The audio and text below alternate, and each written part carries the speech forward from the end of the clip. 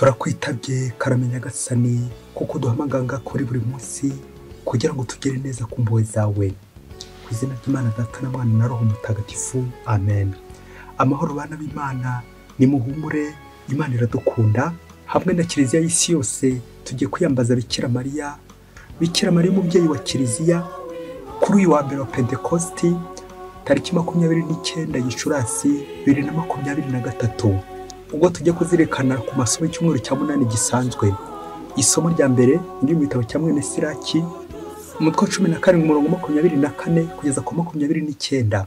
Abicuza uhoraho abaha kwisubiraho kandi agatera inkunga abashidikanya.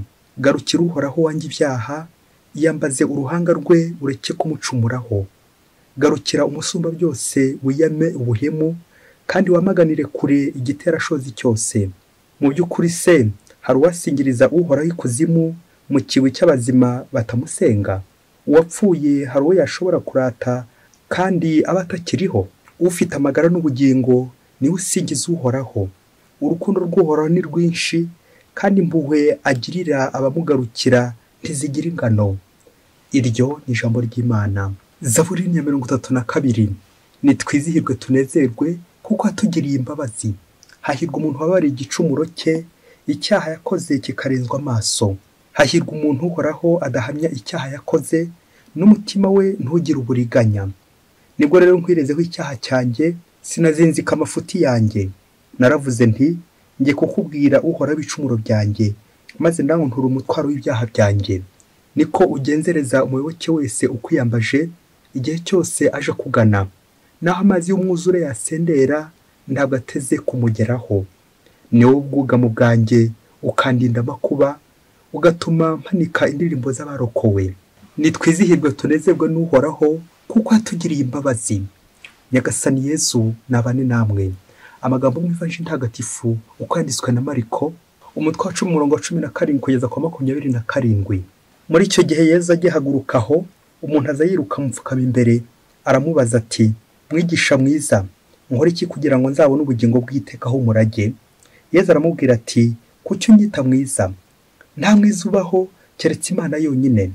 Uzi amategeko: ntuzice, ntuzasambane, ntuzibe, ntuzahamye ibinyoma, ntuzagirira abandi nabi, urajye wubaha so na nyoko. Uwo muntu aramusubiza ati, mwigisha, ibyo byose nabikurikije kuva mu buto bwanjye. Yesu aramwitegereza yumva amukunze, aramubwira ati, ubuze ikintu kimwe gusa. Genda ugurisha ibyo utunze ubihe abakene, uzagira ubukire mu ijuru, hanyuma uzunkurikire. We ariko byumvise arasuherwa, agenda ababaye kuko aratunze ibintu byinshi. Nuko Yesu araranganya amaso abwira abigishwa bati, mbega ukuntu kuzinjira mu ngoma y'Imana biruhije ku bakungu. Abigishwa be batangazwa n'ayo magambo. Yesu ariko abibasubiramo ati, bana banjye, mbega ukuntu biruhije kwinjira mu ngoma y'Imana.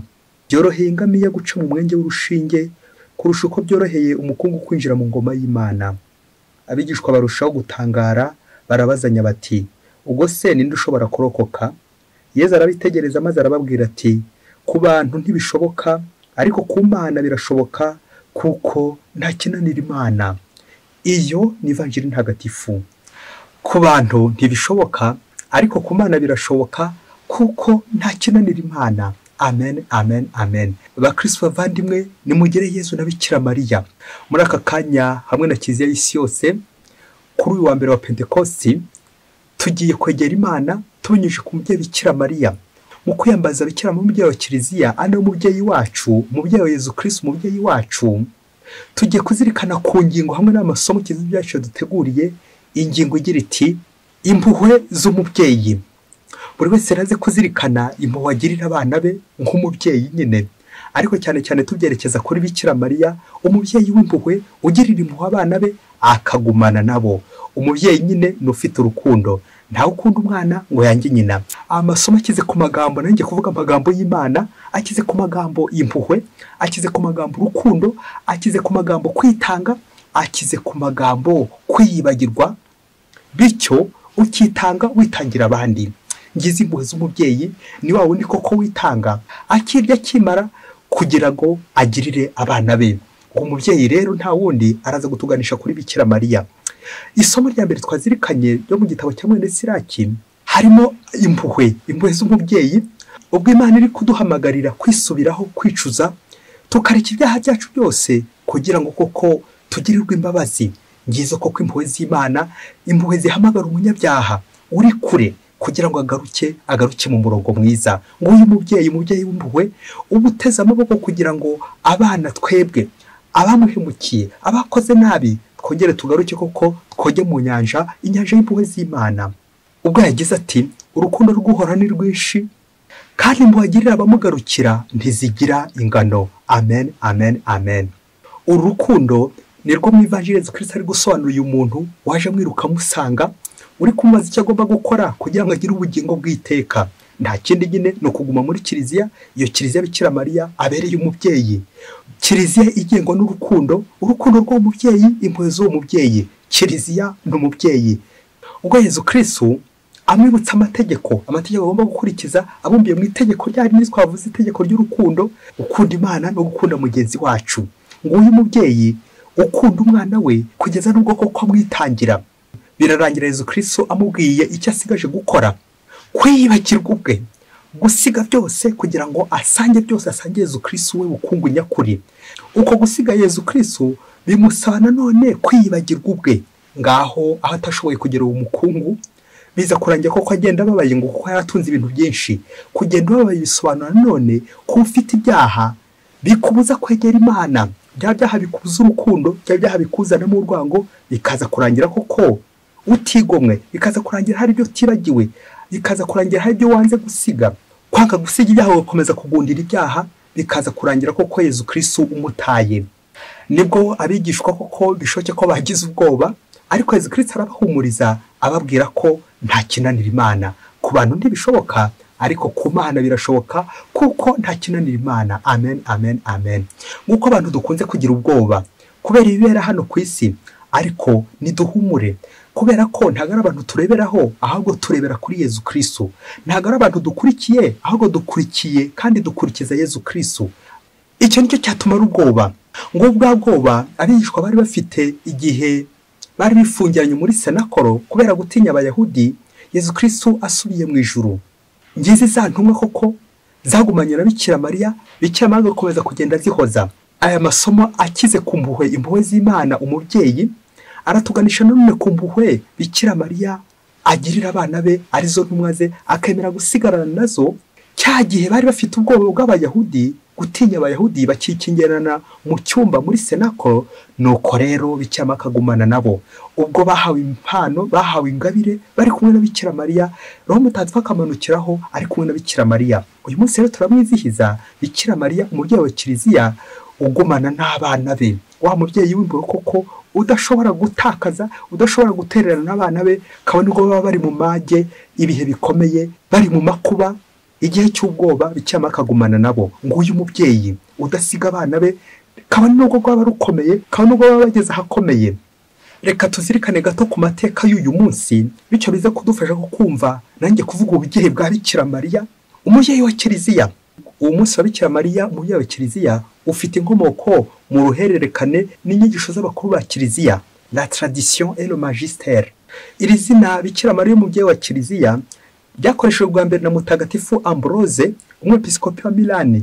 None umuhire Papa Paulo wa gatandatu yemeza ko iryo zina rigomba kugaragara mu nyandiko za Kiliziya mu nama nkuru ya Vatikani ya kabiri tariki 21 Ugushyingo 1964 mu nyandiko yitwa Lumen Gentium, urumuri rw'amahanga, Marie Mère de l'Église, Bikira Mariya umubyeyi wa Kiliziya. Guhera tariki 3 z'ukwa gatatu 2018 nibwo Papa Francisco uriho ubu yasabye ko uyu munsi wajya uhimbazwa muri Kiliziya y'isi yose, bityo kajya ku rutonde rw'iminsi mikuru muri liturujia ku wa mbere wa Pentekosti, bityo kadufasha cyane kongera ubuyoboke kuri Bikira Mariya umubyeyi wa Kiliziya uri kumwe n'intumwa mu ivuka rya Kiliziya. Nuko rero intumwa zikaba zishimiye umubyeyi Bikira Mariya ko aziri hafi. Naringe kuvuga umubyeyi wiyibagirwa nkuko n'amasomo bitukuye uyu munsi, nuko rero kizirika ku bana be, abana ba Kiliziya. Nguyu umubyeyi ngo uyu mubyeyi wa Yezu Kristo, ngo uyu mubyeyi w'abakristo, ngo uyu mubyeyi w'intumwa, ngo uyu mubyeyi wa Kiliziya. Uyu munsi agatwibutsa ko Bikira Mariya twese turi abana ba Kiliziya, ntawe aheza. Agumye gutwizirikaho n'igihe cy'amakuba, igihe cy'amage, igihe tugeze ahakomeye, mu burwayi, mu bitotezo, mu gahinda, mu kababaro. Bikira Mariya ntashobora kudutererana kuko turi abana be. Mubyeyi, kurikira izi nteruro 3 ziraduha neza kumva uyu munsi mukuru wa Bikira Mariya, umubyeyi wa Kiliziya. Bikira Mariya yabyaye Yezu Kristo kuri Noheli, Theotokos, Mère de Dieu, abyara abakristo kuwa gatanu mutagatifu, ubwo Yezu Kristo anyura kuri Yohani akamuturaga, mwana dore nyoko, mubyeyi dore umwana wawe. Nuko rero Bikira Mariya abyara Kiliziya kuri Pentekosti, aho duhimbaza ivuka ku mugaragaro rya Kiliziya. Tuzirikana ubwo butumwa bwa Bikira Mariya ugumana na Kiliziya, unamba kuri Kiliziya, unamba ku bana b'Imana. Nuko agasengana n'intumwa, akazishishikaza, akazikomeza. Bikira Mariya tuzirikana ko ari we wa mbere wasendeje ingabire za Roho Mutagatifu, igihe marayika aje kumumenyesha ko azabyara umwana w'Imana. Uwo Roho Mutagatifu nani umanukira ku ntumwa kuri Pentekosti, na Bikira Mariya yari ahari. Ngo Bikira Mariya ugumana natwe, akagumana na Kiliziya iri mu kababaro, iri mu gahinda, iri mu miyaga, iri mu bibazo. Ako kantu Bikira Mariya agumana n'intumwa n'igihe cy'amage, igihe gikomeye cyane, igihe amerewe nabi. Turabizi mu buzima busanzwe umubyeyi utwite arababara, abafite imiruho, ariko yamaze kubyara agira ibyishimo. Ngibi ibyishimo bya Bikira Mariya kuri Pentekosti, arabyaye nyine kandi azakomeza kuze kuko azagumana n'abana be, nkuko Yezu Kristo nawe adahwema kugumana nabo. Kuko aho Bikira Mariya ari na Yezu Kristo burya bahari, naho Yezu Kristo yasuye na Bikira Mariya bahari. Ngo umunsi umwe hirya kure cyane mu gihugu cya Bangladesh, ngo mu rugo rumwe couple jeune marié, umugabo n'umugore, ngo biberagaho batyo kubera ikibazo bari bafite cyo kurangiza amasomo. Umugabo ntiyifuzaga ko batwita, igihe kiza kugera umugore aza gusama. Amaze gusama, umugabo aramutoteza uburyo atinyutse gusama, kandi bagombaga kurangiza amasomo kugira ngo koko umwana atazababera umutwaro cyangwa akabera inzitizi zo kurangiza. Nuko umugabo aza gusaba umugore ko iyo nda yayikuramo kugira ngo ubuzima bukomeze. Umugore amubera ibamba, umugore aranga. Icyo kiba igicumuro cya mbere. Nuko barakomeza barabana, bakomeza n'imirimo yabo. Igihe kiza kugera wa mugore ngo aza kubyara. Amaze kubyara, ngaho tekeza uburyo umugabo agiye kwishimira umwana. Amaze kubyara, wa mwana avuka, reka mbivuge amagambo yabyo, avuka n'inenge, avuka adafite ingingo zuzuye, uhereye ku maguru atagenda birumvikana, amaguru ahinamiranye. Nuko ko kiba igitotezo cya kabiri, wa mugabo koko abonye wa mwana abona ari ishyano bagushije, maze asaba nyina ko uwo mwana bamujugunya, ubundi bakazababyara undi. Nuko nyina aramubwira ati ni ikibore ariko ni icyanjye. Nyina akomeza kumwangira ko umwana bamujugunya, bakomeza baramurera. Muri iyo minsi ngo haza kwaduka intambara, ubwo umugabo n'uwo mugore bari mu bahigwa kugira ngo babice. Ubwo baza gupanga uburyo bazahunga. Nuko barahunga, baza guhungana na wa mwana. Ngo bageze mu gihuru, wa mwana atangira kurira bikomeye cyane, maze se abwira nyina ati uwo mwana reka tumujugunye ubundi dukize amagara yacu. Nyina none akomeza kumubera ibamba, arabyanga, yanga ko bajugunya umwana, yanga ko bata umwana aho mu gihuru ngo hasiga bakize amagara yabo. Se amaze kubona ko nyina yamubereye ibamba, yifuza gukiza amagara ye ubundi akabareka bo bagapfira aho ngaho mu gihuru. Maze se ariruka. Se amaze kwiruka, aho yirukiraga aza guhura n'ababahigaga, igitero cy'abahigaga. Ubwo bahita bamufata iyo ngiyo. Bamaze kumufata, cya gitero n'ubundi kiragaruka cyihuta no muri cya gihuru wa mubyeyi yari arimo na wa mwana. Ngaho nawe kurura ifoto uburyo bagiye kubica, bakahita babica na wa mwana.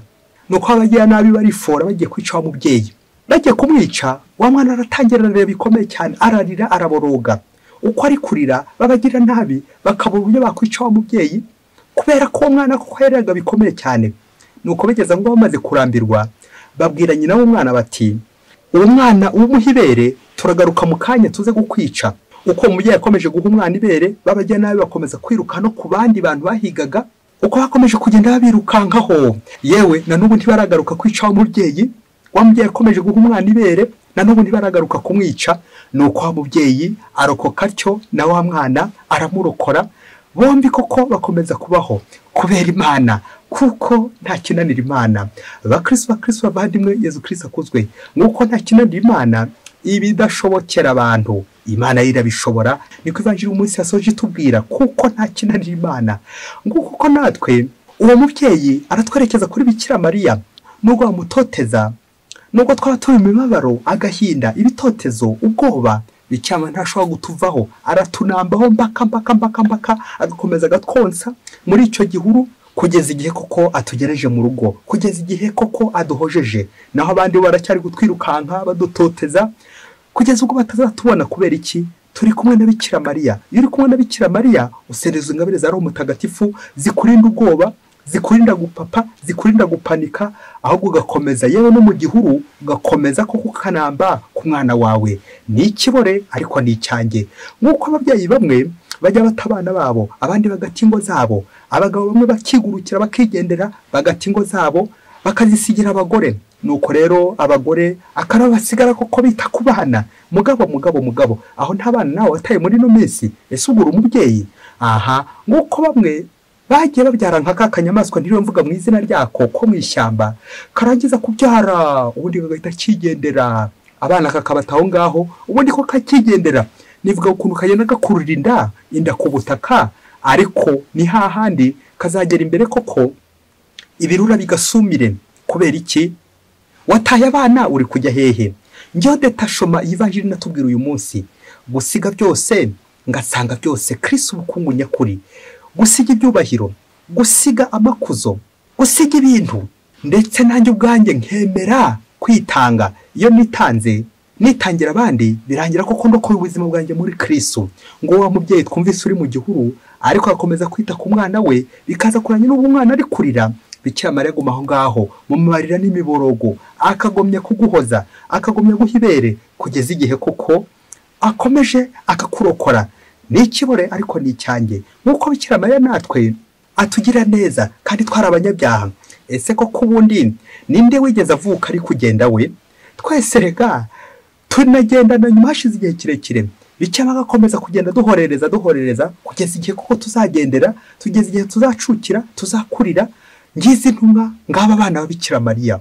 Nawe umubyeyi uze kureba mu buzima bwawe, niba nta bantu uri guta, niba utarata ukwemera, navugaga niba ugikomeye muri Kiliziya, niba utarayihunze kubera ibyaha wayikoreyemo, niba utarayihunze kubera ubugome, niba utarayihunze kubera ubugugu bwawe, kwigundira, kwikomeraho, kwikunda ukanga abandi. Yivanjiri uyu munsi ratwibutsa ko tugomba gukundana. Ngareba umuntu nkumva ndamukunze, na Yezu Kristo arareba uriya muntu akumva aramukunze. Nawe ugire umwana wawe, urebe umubyeyi wawe umva uramukunze, kandi ufate intego yo kunamba kuri Kiliziya, uyikomereho. Kunamba kuri Kiliziya ni ugukora neza, no kwitabira gahunda z'Imana, no kugarukira Imana, no gukora neza ibyo Imana ishaka.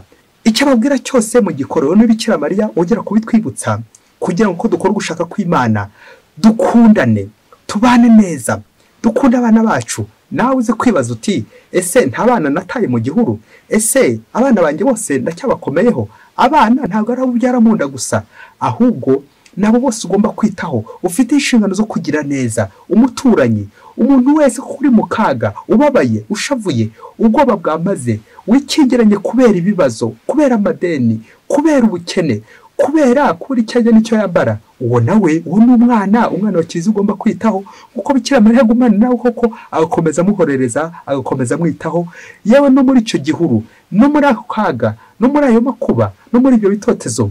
Bikira Mariya umubyeyi w'impuhwe ntabwo ashobora kudutererana, aguma kudusigasira, akatunambaho. Natwe rero twamukunda tukamunambaho, nibwo tuzakira, tukanogera Imana, tukagenda neza mu murongo w'Imana.